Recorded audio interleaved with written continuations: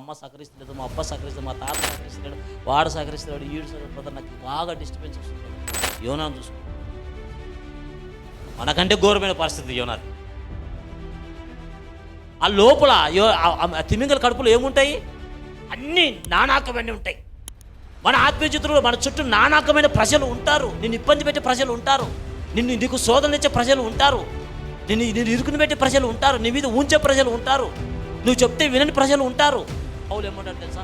శ్రమైనను, హింసైనను, వస్త్రమైనను, మరణమైనను, జీవమైన, ఉన్నమైన, రాబోయను ఏది మనను క్రీస్తు నుండి దూరము చేయలేదట. అంటే నువ్వు ఏ శోధనలో ఉన్నా, ఏ తిమింగల కడుపులో ఉన్నా, ఏ మనుషుల మధ్యలో ఉన్నా, ఏ రాజకీయ నాయకుల మధ్యలో ఉన్నా, నువ్వు అక్కడి నుంచి మొరపెడితే ఫస్ట్ వినే వ్యక్తి ఎవరంటే తెలుసా?